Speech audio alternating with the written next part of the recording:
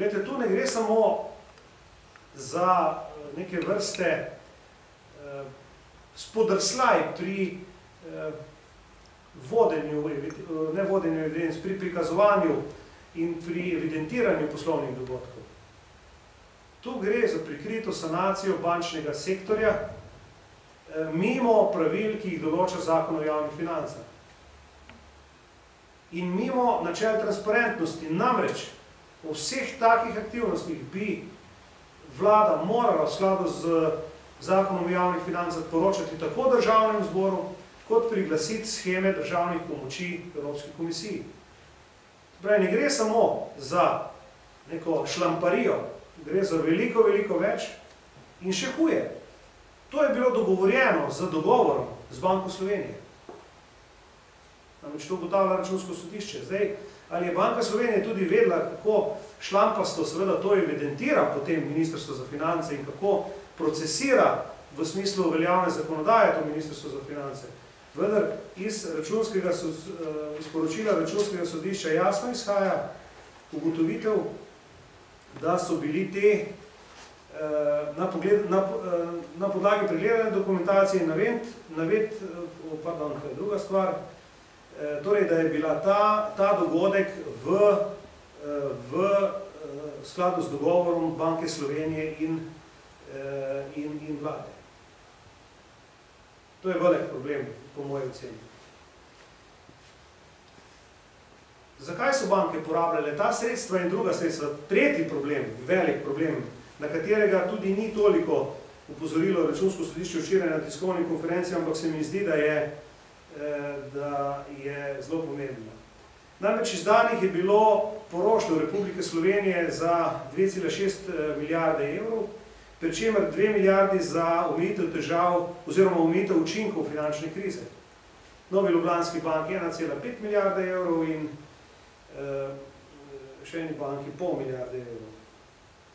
Ta, bi rekel, poroštva niso bila ustrezno zavarovana, to je sicer pomembno, vendar manj, vendar kaj piše Računsko sodišče, ker ni bilo tudi ustreznega nadzora, da obstaja verjetnost, da so bila sredstva Novi Ljubljanski banki, to se pravi, za katere je dala poroštvo država, pridobljena, torej iz prodaje obveznic, zavarovanih s poroštvom, uporabljena tudi za refinanciranje kreditov, ki so jih najemala podjetja za menedžerske odkupe.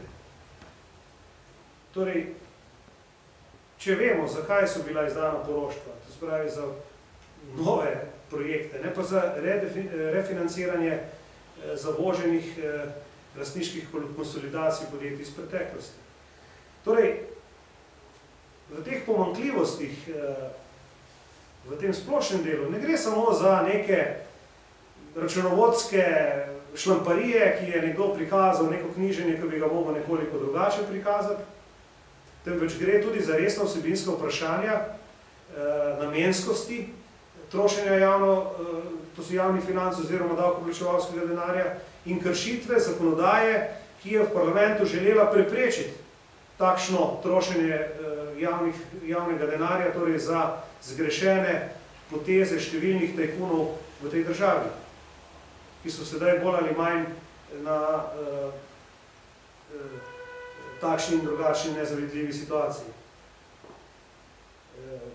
In če je še to potekalo na nek način v dogovoru z Banko Slovenije, je zadeva še toliko hujša. Jaz vas ne bi utrujil z različnimi drugimi podatki, mora biti samo še ta račun financiranja, glede zadolževanja.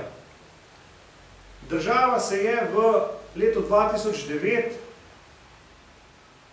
zadolžila za 1,4 milijarde več, kot je bilo načrtovano. Indeks je bil preko 140 pri zadolževanju in seveda to je, milo rečeno, ne samo nezakonito, to je katastrofa načrtovanja, pa ne načrtovanja, tudi izvajanja in odgovornosti do stabilnosti javnih financ. Jaz mislim, da bi na podlagi tega revizijskega poročila morala vlada tudi razmisliti o usodi finančnega ministra in njegove ekipe na tem ministrstvu. Torej, ne gre samo, kot pravim, ne gre samo za različna tolmačenja, evidentiranja različnih poslovnih dogodkov in računovodskih izkazov, temveč gre tudi za nekatere vsebinske problematične odločitve, ki so bile pomembno v neskladju z zakonom in predpisi in usmeritvami. To vse ugotavlja Računsko sodišče. To je samo berem iz vsega tega. Seveda bi se nekoliko, ampak bistveno manj intenzivno dotaknil še negativnega poročila, ki se nanaša na samo izvrševanje proračuna. Namreč kumulativno je bilo zgleda vseh teh izdatkov in ko govorimo o pravilnosti izvrševanja toliko, da so presegle tisto mero še vzdržnega, ko seveda Računsko sodišče potegne oceno in izda to negativno mnenje. Teh ugotovitev in konkretnih kršitev tako zakona o javnih financih kot številne druge zakonodaje je 1, 2, 3, 4, 5 strani v revizijskem poročilu, kjer so taksativno zelo, kako bi rekel, skopo naštete vse kršitve, tako pri plačah, dodatkih za plače, nenamenski porabi, kot seveda tudi pri prevzemanju prevelikih obveznosti v breme proračuna, šlamparijah pa nepravilnostih pri javnem naročanju in trošenju javnega denarja na pravzaprav čisto vseh ministrstvih. Tako da Komisija za nadzor javnih financ se bo s tem zaključnim računom in s tem revizijskim poročilom še dodobra ukvarjala in seveda tudi potegnila tiste ukrepe, ki jih seveda lahko kot komisija v skladu z poslovnikom Državnega zbora in umestitvijo tega nadzornega telesa prevzame. Kajti vidimo, da nihče v tej državi več, kar se tiče izvršne veje oblasti, ne kontrolira javnih financ. In potem lahko samo tako Računsko sodišče kot mi z grozo ugotavljamo, kaj se zgodi, ko je pravzaprav že vlak mimo.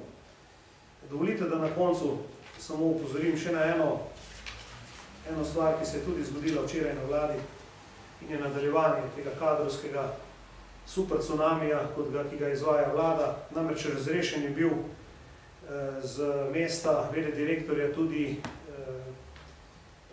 gospod Janko Strašek, na čelu skladov za razgradnjo nuklearne elektrarne Krško.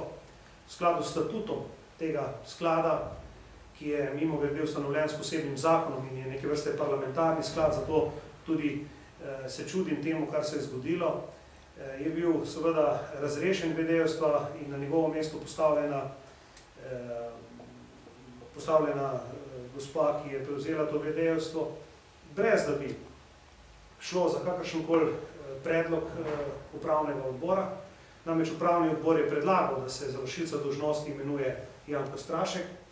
Vlada je nasprotovala temu predlogu in brez predloga upravnega odbora imenovala drugega vedejega. To je presedan, kaj takega se še ni zgodilo. In pri tem se sklicuje vlada, oziroma tu bi izpostavil gospoda Kopača, ki je rabil tega sklada že od samega začetka in tudi politični kadrovnik v energetiki stranke Zares.